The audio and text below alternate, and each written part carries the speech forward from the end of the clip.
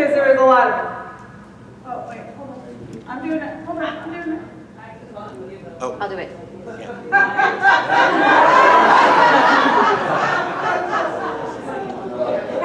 Next one. One more. Yeah. Okay, you got what I'm talking about today? Can you see that? I kind of think that this is all a reflection of me, but can you see yourself in that? If it's not fun, I'm not doing it. Okay, we can go to the blank. All right, so my talk today is about how we choose joy in our lives and how we can create the experience of our lives that bring us joy every day. But also today is Earth Day, so I actually wanted to start with this. Did anybody see the Google Doodle? I thought to honor Earth Day that we would see this quick little video from one of my heroes, and so. Well, I'm Jane Goodall, otherwise known as Dr. Jane Goodall, and I'm here to talk about the importance of Earth Day and the kind of message that I would like to give to the citizens of the world. I think I was born loving animals. My whole childhood really was animals, animals, animals.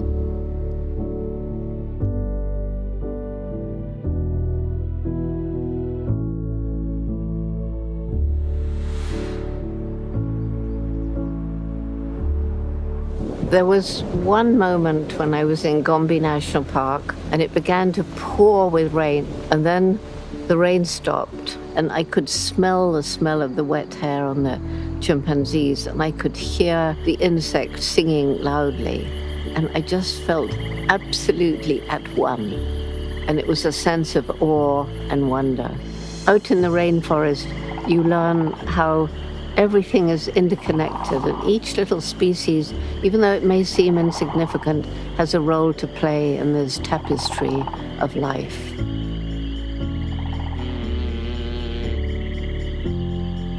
What better day than Earth Day to really make a determined effort to live lives in better harmony with nature? Every single individual matters. Every single individual makes some impact on the planet every single day, and we have a choice as to what kind of difference we're going to make.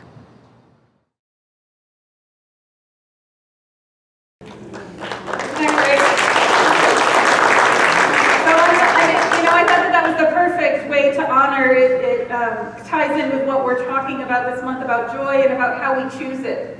And I love that she says it, that every single person matters. We all have a place in this majestic tapestry that is this life that we're living on, this beautiful planet in which we are inhabiting.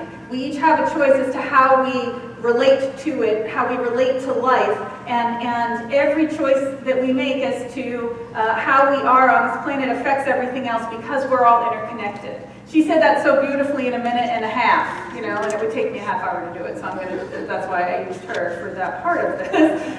Because it just reminds us, I'm not going to give you a whole lot of you should be doing this and you should be doing that, you should be doing that, be nice to the earth. That's not what this is about. The idea for me of Earth Day is remembering that we are interconnected so that in such a way that we want wonderful things to happen for ourselves, and we want wonderful things to happen for life around us. Right? When we move into that understanding that we are interconnected and our choices affect everybody around us, we want more joy. At the heart of the matter, we want to have more joy in our lives, right? That's one of the core desires that we carry, is that we want to be more joyful. We want to feel that expression of joy. And we do that when we remember that we're interconnected, and every choice that we make has an effect on somebody else. And so when we bring more joy to the planet, to our neighbors, to our family members, to our spiritual community, to our greater community, we bring more joy to ourselves, because it's that divine flow of giving and receiving, which is the theme for today, I think. And so as we're talking today, I want you to just remember that you are part of this tapestry and that you matter. Your life, your existence matters. You are a divine gift of God to this world at this time. It's not happenstance that you're here. It's not a mistake. There are no mistakes. the infinite divine. I call it God, you can call it whatever you want. But God is really deliberate and very thoughtful about its creation.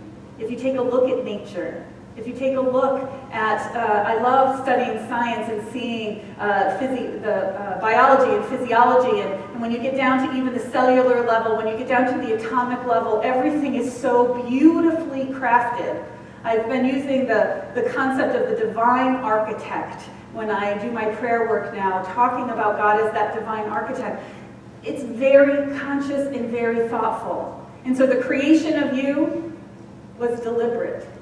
In the way that you are was deliberate. You are a gift to the world. You matter. And so as we realize that, as we are able to take up real estate, right? I like to say that you get to own the real estate that you take up in this world at this time. You get to lean into life and allow it to support you in moving into that greater realm of expression, in that divine unfoldment, which is the adventure of your life. There's only God there guiding you and supporting you and loving you. Because as you express who you are, God is manifest on earth. Because when you are truly who you've come here to be, God expresses itself on earth. And that's the gift of this life. And I just went in a whole complete different way than I was taught down the road today. So who knows what's happening? The gloves are off. Okay, so my talk, if it's not fun, I'm not doing it, comes from a class I used to teach when I was the dean of the School of Ministry. When I trained ministers, I taught a class called Balance and Vitality. And it's really important for ministers, and I need to kind of take my class again at some point sometimes because I forget how important this is. And I used to make all of the students take this class. And when I would start the class, I'd have two whiteboards behind me, two big whiteboards behind me. And I would write two messages on it. And sometimes I like to give you the cut to the chase and give you the message at the beginning. I did the same thing for them. And one of the whiteboards said that you must have a life outside of the church. No offense. No offense to my lovely church, I love you, but it's important for us to have a life outside of the church, especially when you're in ministry, because, well, we can talk about that another day. You don't need to know about that, but you can imagine, right? There's so much that happens, it could suck everything out of the leadership of the center, so I need to have a life outside of the center. The other is, if it's not fun, I'm not doing it. And so, inevitably, as soon as I said, if it's not fun, if there's no joy in it for you, then you really should be doing. Inevitably, some smart aleck would get up and say, okay, see ya, and start to walk out, and I'd be like, hold on, get your butt back in the seat. Because it's not about that, it's not the idea that we should be in bliss. I'm not proposing some hedonistic, we all gotta feel good all the time, and we can get rid of all the bad stuff that happens, and this is what we're here for, just the physical pleasure of life. That's not the whole story. The point is this, that you need to be able to find joy in everything you're committing yourself to. There has to be a way that you find joy in it. Because even if it's hard, there's great joy in accomplishing something that's really hard.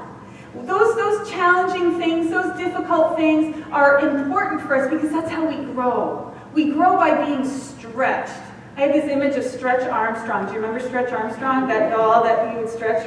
So that's how I feel like sometimes we're stretched by our growth. Keep that in mind. I'm going to come back to that later in my talk. But the idea that those challenging moments have great joy for us. So this isn't just about, yeah, let's all be happy and let's all pray the bad away. That's a superficial idea of this spiritual philosophy. What I know and what we're headed towards is a very conscious understanding that as we walk the path of this life, when the bumps come, when the challenges hit us, when we are called to step up in a new way that's scary and can be frightening, that we know that there's joy even in that for us.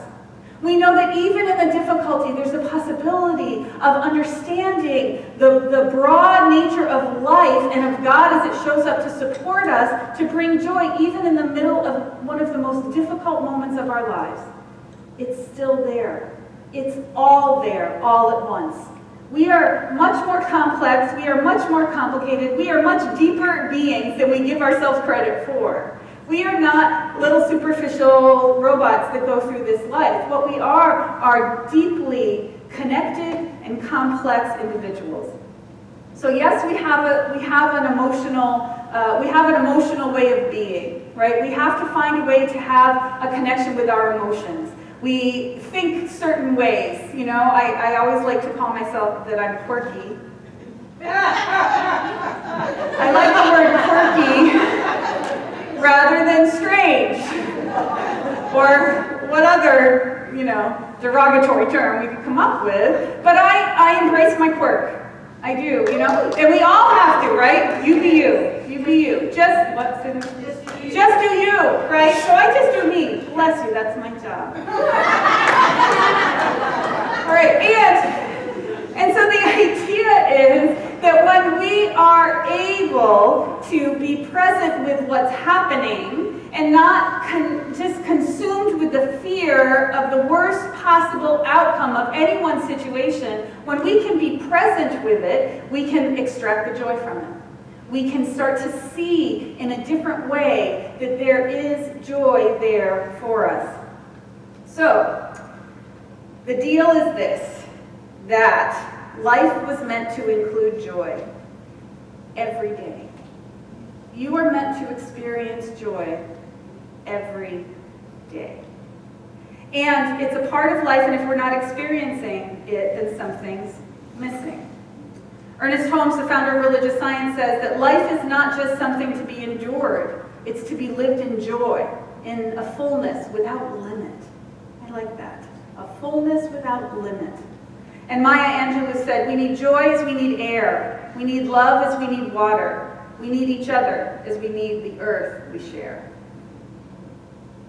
So, again, I'm not saying that you should try to do something hard or challenging. I'm not saying that you should ignore the fact that something difficult is happening for you or it feels like something's wrong. I'm not saying that you should try and just pretend it's not happening, because we know that when we repress something, it explodes on us eventually, right? We just get to that place where if we're denying something that's happening with us, something that's dancing on your heart is the way that I like to think of it. So if there's difficulty in a relationship, if there's a challenge at work, if there's a physical thing that's happening and it's happening but it's just starting and you're kind of like, yeah, no, that's nothing. Yeah, no, that's nothing. I'm not talking about that either.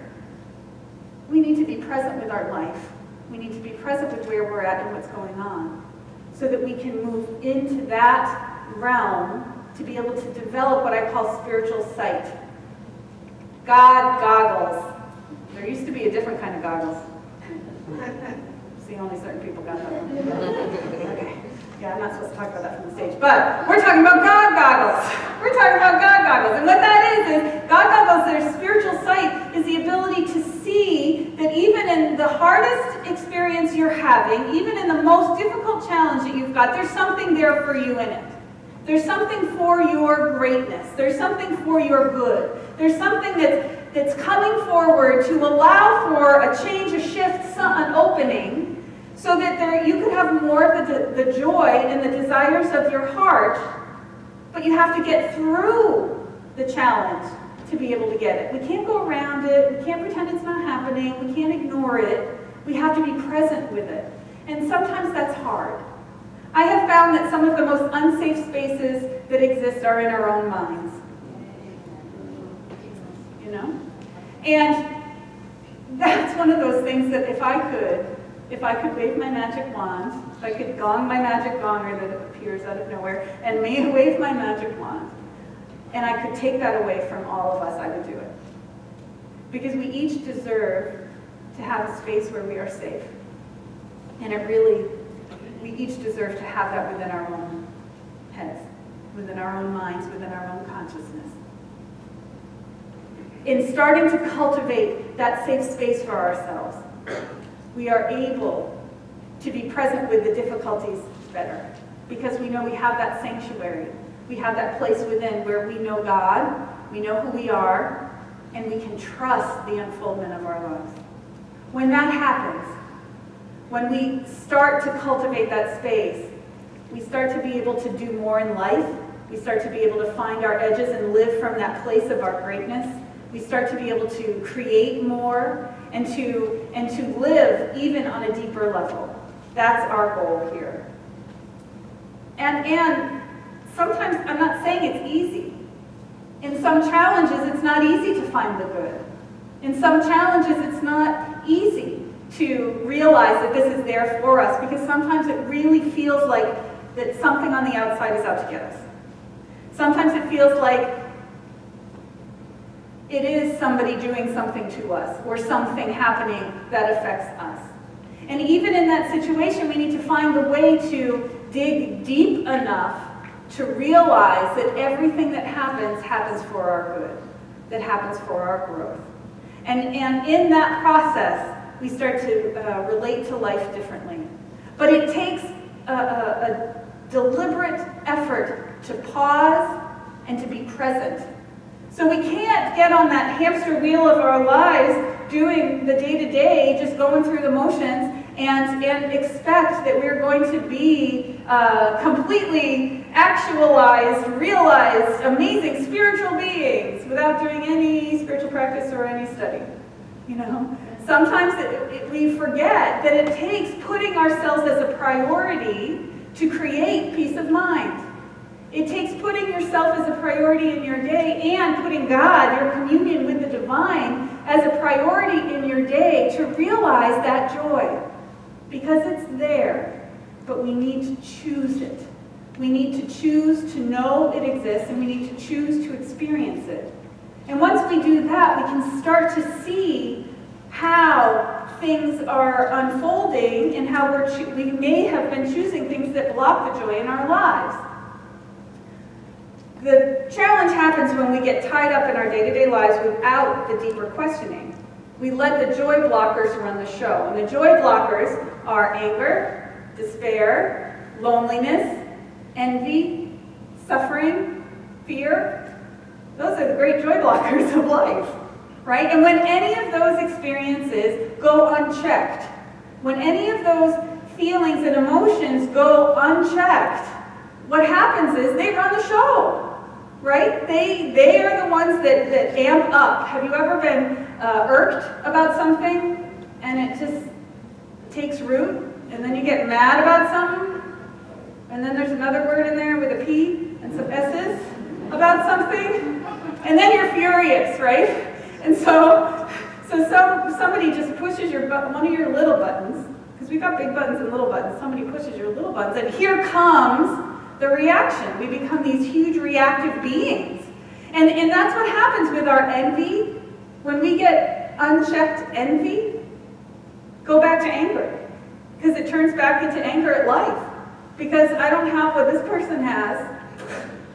Great. And it just gets worse and worse and worse. And then there's the fear too. All of these things are emotions that need to be addressed and acknowledged, because these are the things that are blocking us from our good. These are the things that are blocking us from receiving and experiencing the joy that's there for us in life. The Dalai Lama says, it's important to cultivate any emotions that bring joyfulness and peace of mind. Any sort of emotion that disturbs this happiness and peace of mind, we must learn to avoid right from the beginning. And so what that means to avoid it is not to pretend it's not happening, not to say, oh, no fear, no anger, forget that. Because you know when you go like that, it just kind of gets big behind you, right? Over you. You know, that's what it does. But the idea is to say, why am I angry? Why am I really angry? Because we're never angry about what we think we're mad at. It's never the person who pushes your button. It's never the person who says the thoughtless thing. It's never what we think we're mad at. We're mad at something else. And usually it comes down to God, that we're mad that our life is different than we thought it was going to be. That's usually what it comes down to. But you have to be present with it enough to question it. And that means we have to be conscious enough to realize that we're experiencing it. Not 2 days later. Here I am on my anniversary, talking about being angry. And if I get angry and have a reaction, and then 3 days later I go back and I'm like, oh, I'm sorry. How good is that for my relationship? You know, it's not. And that's why that hasn't happened with us. That's why we've got 12 years in. Sorry, honey. I told him I would tell a story about him for 1 week.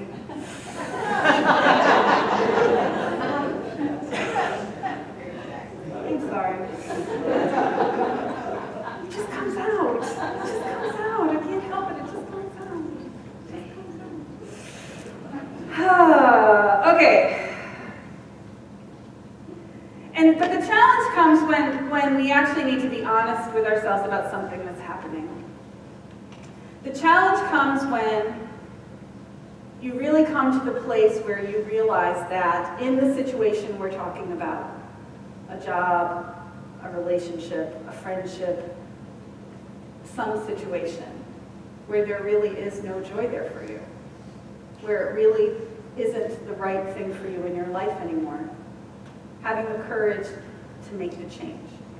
Having the courage to stand up for yourself enough to take that step in moving into a place of change. In letting what has passed its time go and to be.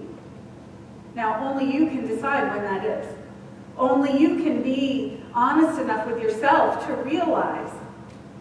And even if there is, and I've done a lot of counseling with relationships, when they are complete, and how hard it is to actually take the step to change it, to step out of it, to leave it.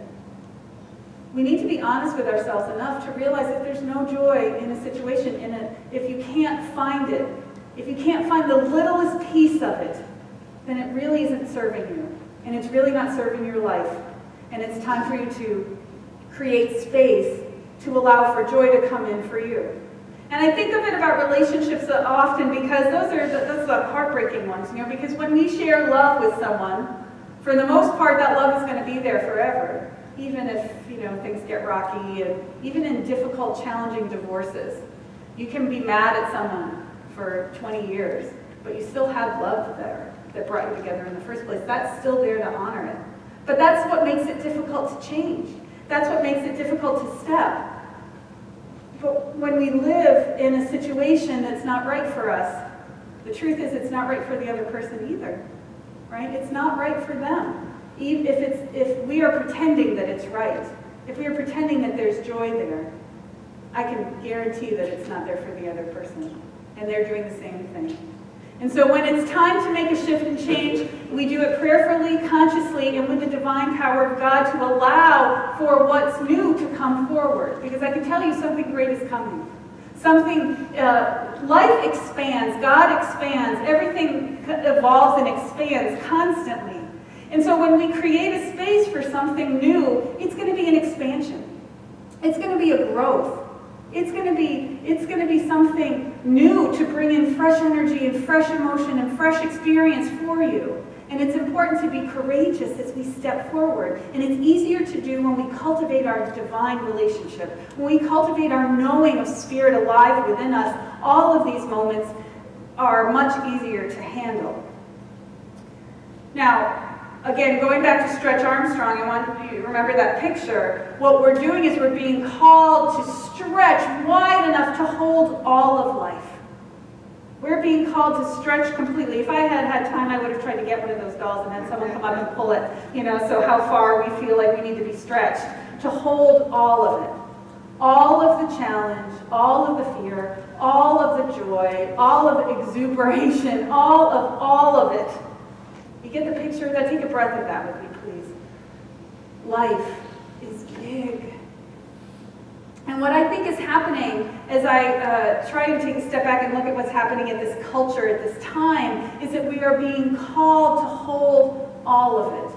To know that even though we've got our challenges, even though in this moment things might not be looking so good or feeling so great, something is evolving, something is revealing itself, and we are waking up to what that is. And as we engage with life fully, we can allow it to happen. We can invite it to happen quicker and easier in our experiences. And as we do that, we become examples for others. Kahlil Gibran said that joy and sorrow are inseparable. Together they come, and when one sits alone with you, remember that the other is asleep upon your bed. We are called to hold all of it, all of the complexities of life.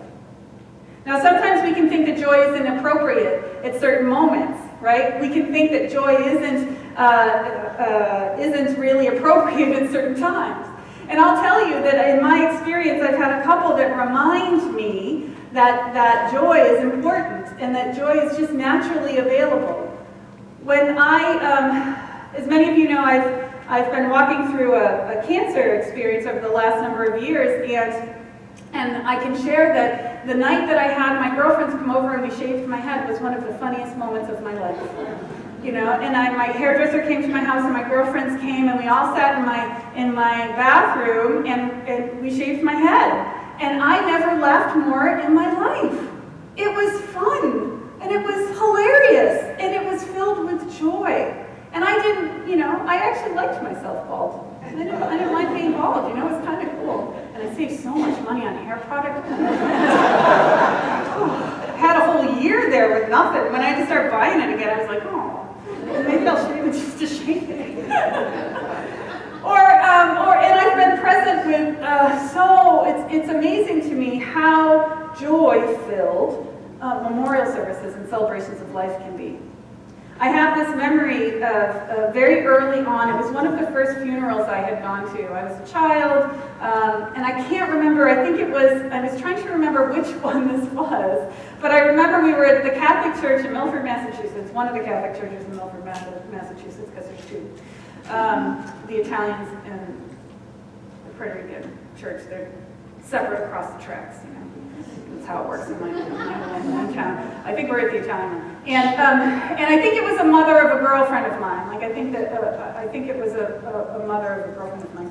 And so I'm sitting in the back of this Catholic church, which you know has high ceilings, and the priest is up front, and all of a sudden everyone was very sad. They were very upset, and it was a very tragic. And it was a very tragic situation. And we were all sitting there in the silence, and then all of a sudden we heard a toot. And if you've ever been in one of those Catholic churches, it echoes loud, you know? And I remember even at the time saying, okay, well, how's the priest going to deal with that? You know, and I was like 10 maybe, you know? And the priest said, well, even God had something to say about this. You know? I was like, how awesome is that? But there is the possibility they exist together. Sorrow and joy exist together. They're bedfellows. They hang out together a lot, and joy is always there for us. We need to ask it to show up. We need to cultivate it. We need to be present with it. And you know, we have this gratitude practice that's been kind of created, and most everybody knows it or should try it every night before you go to bed, listing the things that you're grateful for, either in your mind or actually doing a journal. But I think we should start doing a joy practice. That every night before we go to bed, that you pause and you review your day and you mark the moments of joy. You mark the moments where you feel connected to this world, to this life, and have that grateful experience of joy because you're alive. There is an experience of that every day. And so my assignment to you, I'm giving you an assignment this week, sorry. Who knew there'd be homework, is to do that. To every day for a whole week, find an experience of joy in every day. And so you can't go to sleep until you find one. Okay, so if you have to dig deep, you have to dig deep. You better start, giving yourself to joy. But we choose it. That's what I want to remind you, is that we choose joy. You know, when we get into, and that joy is possible in every and any one situation. I had the experience this weekend of teaching my daughter that. On Friday night, we came to our family fun night that Sarah Khan put together for us, which is so fun. Oh my God, bingo was so fun. Oh my God, it was so fun. It was so great. I don't know why I think I'm like a little old lady, somehow a little old church lady, because let me tell you, bingo is my new favorite thing. And I want to find, I heard Pachanga does it. I think I might be going to Pachanga to get my bingo on. I don't know. I'm thinking a Thursday night bingo at CSL TV might be, the way that we, come through here. We got to look into this. I don't know. I'm excited about it. But it'll be all my money. But anyway, so we were coming up, and of course, coming up on the 15th from Fallbrook at 5:30, 6 o'clock on a Friday night. Okay? So So here I am in the car with my daughter, and we had a kind of a crazy time trying to get out. I'm trying to feed her and get her from ballet and to do all these things and get up here on time. And there we are, like bumper to bumper traffic, you know. And I had a choice. I had a choice as to how I was going to handle it, you know. And I gave her my iPhone and plugged it in and put the music on, and I said, okay, let's do karaoke. And she's like, what's karaoke? And I was like, pick me a song. She's like, uh-oh. She knows me well already. So she kept putting on all these different Adele songs, really loud. I put it up really loud, she kept putting it down, I kept putting it up. And I'm singing in the car, you know, and we're in bumper to bumper traffic, and she's like turning redder and redder because the people are watching me, you know? And I'm like singing while I'm driving, and really, and I just looked at her and I said, look, you want me to be cranky? You want me to be poopy? I said, no, this is fun. Let's have some fun. She's like, okay. So she started singing. And so even in those small moments, we are called to choose joy. We are called to realize that it's available in any 1 minute. You get the picture of what I could have been like, right? On the 15th on Friday night, late for a church event, afraid of what everyone's going to think because the minister doesn't even show up on time, and right? And all of those, that idea of what it could have been like. I could have been mad at her. She spilled spaghetti on my leather seat. Whatever. I got her dinner that way. It's my fault. I can wash it. It's fine. You know. But all those things that happened, I could have been a whole different person. And I'm so glad that I didn't choose that for my well-being, because it's connected to your well-being. It's connected to your wholeness. Your ability to experience the joy that's there at the center of your life will help you live a full, healthy, whole, vibrant experience. And that's why we're here. And so this week I want you to be conscious of your joy. I want you to pick out those moments in the day when you go to sleep at night. Before you go to sleep, I want you to pick out those moments of joy and just be grateful for them. Be grateful for your ability to know that there is joy in this life and it's there for you. God is expressing itself as you, through you, and bringing forth the experiences that are going to fill your heart, that are going to support you in being who you've come here to be and in making a difference in this world. And on this Earth Day, I know that that's why we're here, and so it is.